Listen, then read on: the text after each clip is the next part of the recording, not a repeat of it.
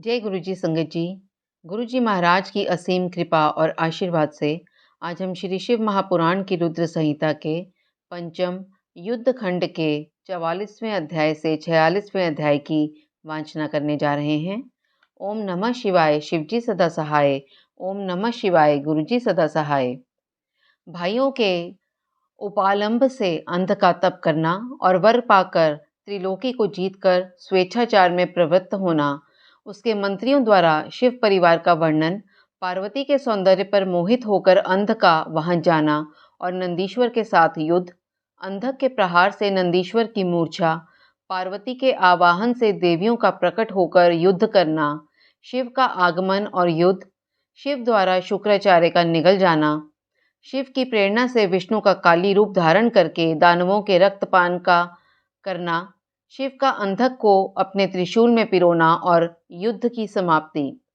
सनत कुमार जी कहते हैं, मुनिवर, एक समय हिरण्याक्ष का पुत्र अंधक अपने भाइयों के साथ विहार में संलग्न था।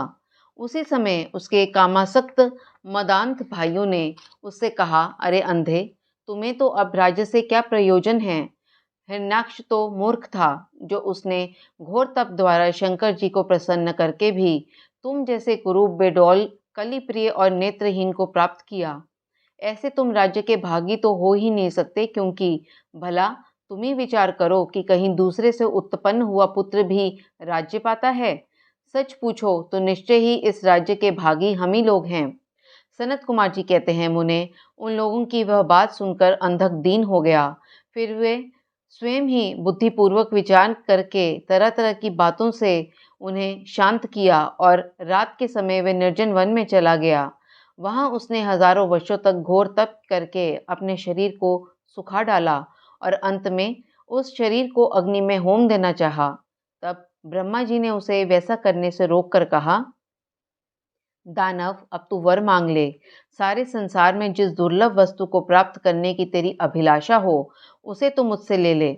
पद्मयोनि ब्रह्मा के वचन को सुनकर वह दैत्य दीनता एवं नम्रता पूर्वक कहने लगा, भगवान, जिन निष्ठुरों ने मेरा राज्य छीन लिया है, वे सब दैत्य आदि मेरे भृत्य हो जाएं। मुझे अंधे को दिव्य चक्षु प्राप्त हो जाए। इंद्र आदि देवता मुझे कर दिया करें और देवता, दैत्य, गंधर्व, यक्ष, नाग, मनुष्य, दैत्यों के शत्रु नारायण, सर्वमय शंकर तथा अन्यान्य किन्हीं भी प्राणियों से मेरी मृत्यु न हो। उसके उस अत्यंत दारुण वचन को सुनकर ब्रह्मा जी सशंकित हो उठे और उससे बोले। ब्रह्मा जी ने कहा, दैत्येंद्र, ये सारी बातें तो हो ही जाएंगी, किंतु तू अपने विनाश का कोई कारण भी तो स्वीकार कर ले, क्योंकि जगत में कोई ऐसा प्राणी न हुआ है और न आगे होगा ही जो काल के गाल में न गया हो। फिर तुझ जैसे सत्पुरुषों को तो अत्यंत लंबे जीवन का विचार त्याग ही देना चाहिए। ब्रह्मा के इस अनुनय भरे वचन को सुनकर वह दैत्य पुनः बोला। अंधक ने कहा, प्रभु, तीनों कालों में जो उत्तम, मध्यम और नीच नारियां होती हैं, उन्हीं नारियों में कोई रत्नभूता नारी मेरी भी जननी होगी। वह मनुष्य लोक के लिए दुर्लभ तथा शरीर, मन और वचन से भी अगम्य है। उसमें राक्षस भाव के कारण जब मेरी काम भावना उत्पन्न हो जाए, तभी मेरा नाश हो। उसकी बात सुनकर स्वयंभू भगवान ब्रह्मा को महान आश्चर्य हुआ। वे शंकर जी के चरण कमलों का स्मरण करने लगे। तब शंभू की आज्ञा पाकर वे उस अंधक से बोले। ब्रह्मा जी ने कहा, दैत्यवर, तू जो कुछ चाहता है, तेरे वे सभी सकाम वचन पूर्ण होंगे। दैत्येंद्र, अब तू उठ, अपना अभीष्ट प्राप्त कर और सदा वीरों के साथ युद्ध करता रहे।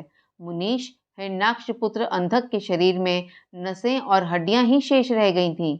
वे ब्रह्मा के ऐसे वचनों को सुनकर शीघ्र ही भक्ति पूर्वक उन लोकेश्वर के चरणों में लौट गया और इस प्रकार बोला। अंधक ने कहा, विभो, जब मेरे शरीर में नसें और हड्डियां मात्र ही शेष रह गई हैं, तब भला इस देह से शत्रु सेना में प्रवेश करके मैं कैसे युद्ध कर सकूंगा। अतः अब आप अपने पवित्र हाथ से मेरा स्पर्श करके इस शरीर को मांसल बना दीजिए। सनत कुमार जी कहते हैं, महर्षि, अंधक की प्रार्थना सुनकर ब्रह्मा जी ने अपने हाथ से उसके शरीर का स्पर्श किया और फिर वे मुनिगणों तथा सिद्ध समूहों से भली भांति पूजित हो देवताओं के साथ अपने धाम को चले गए। ब्रह्मा के स्पर्श करते ही उस दैत्यराज का शरीर भरा पूरा हो गया, जिससे उसमें बल का संचार हो आया तथा नेत्रों के प्राप्त हो जाने से वह सुंदर दिखने लगा। तब उसने प्रसन्नता पूर्वक अपने नगर में प्रवेश किया। उस समय प्रहलाद आदि श्रेष्ठ दानवों ने जब उसे वरदान प्राप्त करके आया हुआ जाना, तब वे सारा राज्य उसे समर्पित करके उसके वशवर्ती भृत्य हो गए। तदंतर अंधक सेना और भृत्य वर्ग को ले स्वर्ग को जीतने के लिए गया। वहां संग्राम में समस्त देवताओं को पराजित करके उसने वज्रधारी इंद्र को अपना करत बना दिया। उसने यत्र तत्र बहुत सी लड़ाइयां लड़कर नागों, सुपर्णों, श्रेष्ठ राक्षसों, गंधर्वों, यक्षों, मनुष्यों, बड़े बड़े पर्वतों, वृक्षों और सिंह आदि समस्त चौपायों को भी जीत लिया। यहाँ तक कि उसने चराचर त्रिलोकी को अपने वश में कर लिया। तदंतर वह रसाताल में, भूतल पर तथा स्वर्ग में जितनी सुंदर रूप वाली नारियां थीं, उनमें से हजारों को जो अत्यंत दर्शनीय तथा अपने अनुकूल थीं, साथ लेकर विभिन्न पर्वतों पर तथा नदियों के रमणीय तटों पर विहार करने लगा। दैत्यराज अंधक सदा दुष्टों का ही संग करता था।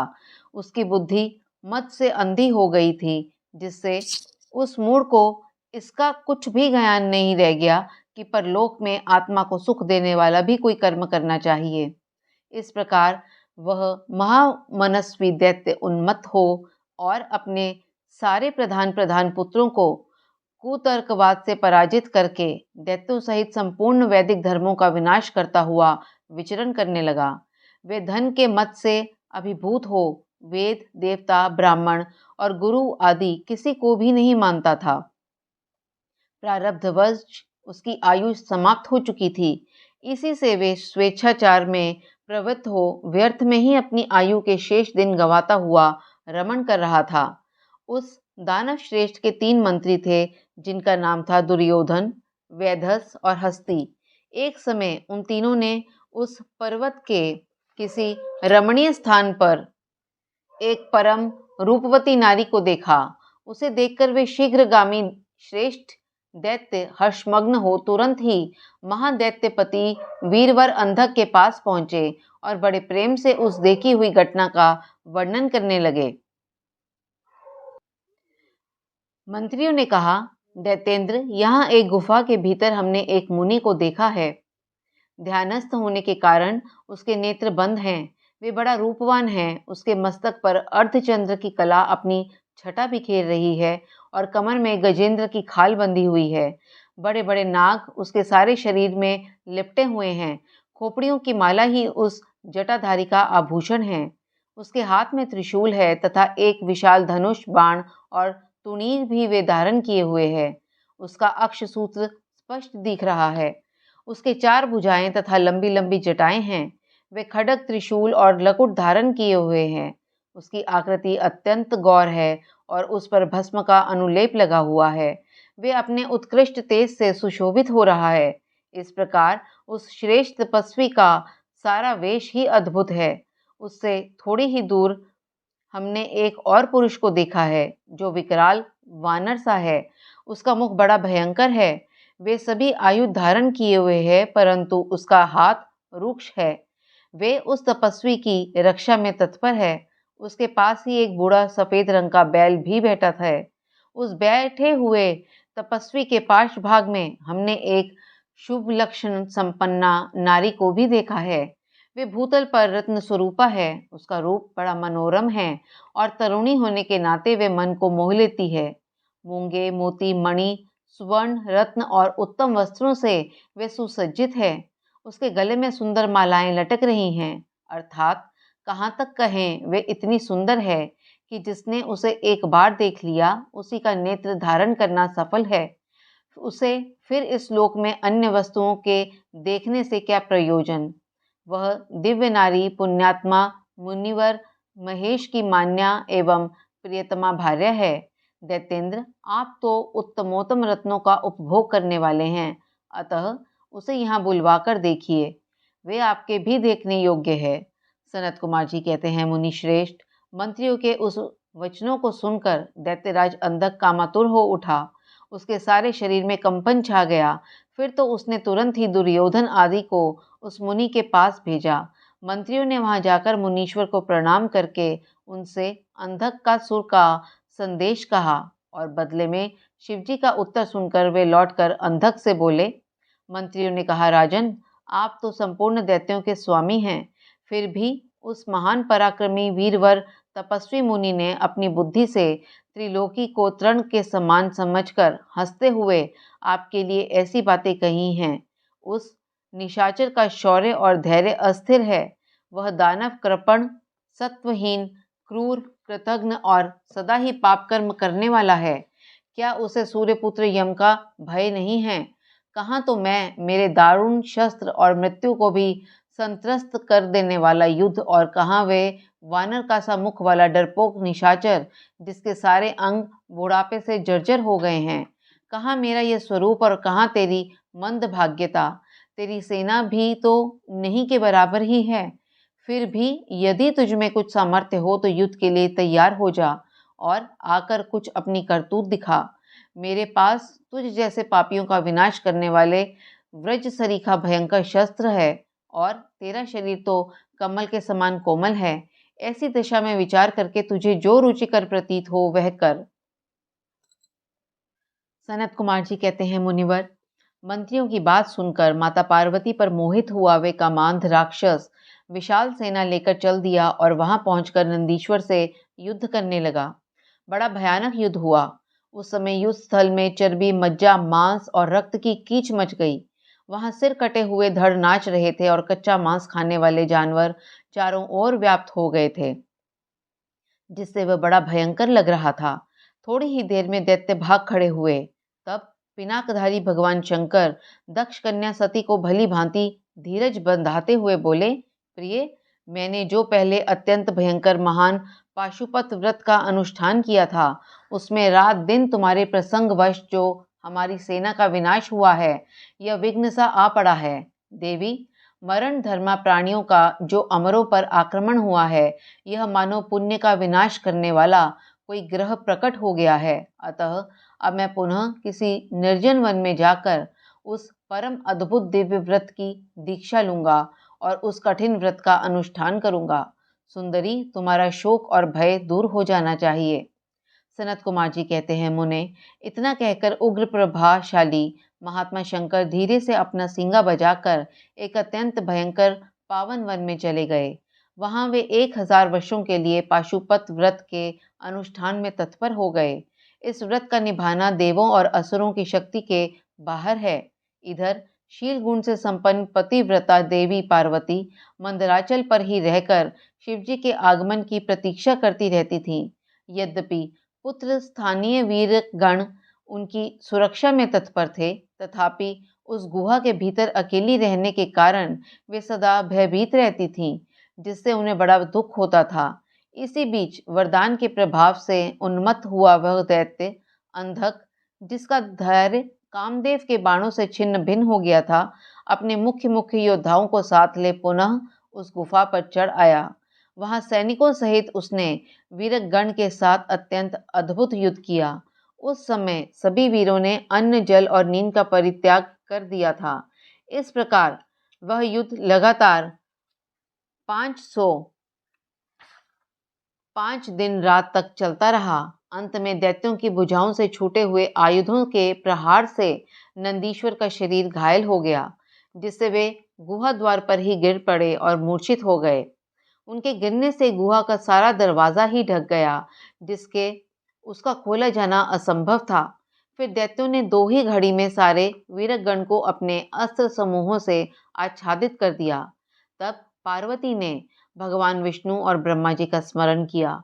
स्मरण करते ही ब्राह्मी, नारायणी, ऐन्द्री, वैश्वानरी, याम्या, नैरति, वारुणी, वायवी, कौबेरी, यक्षेश्वरी, गारुड़ी आदि देवियों के रूप में समस्त देवता, यज्ञ, सिद्ध, गुहक आदि शस्त्रास्त्रों से सुसज्जित होकर अपने अपने वाहनों पर सवार हो पार्वती के पास आ पहुंचे और राक्षसों के साथ भिड़ गए। कुछ समय बाद भगवान शिव भी आ गए। फिर तो घोर युद्ध हुआ। तदंतर शुक्राचार्य को संजीवनी विद्या के द्वारा दैत्यों को जीवित करते देखकर भूतनाथ शिवजी उनको निगल गए। इससे दैत्य ढीले पड़ गए। व्यास जी अंधक महान पराक्रमी वीर और त्रिपुर हंता शिव के समान बुद्धिमान था।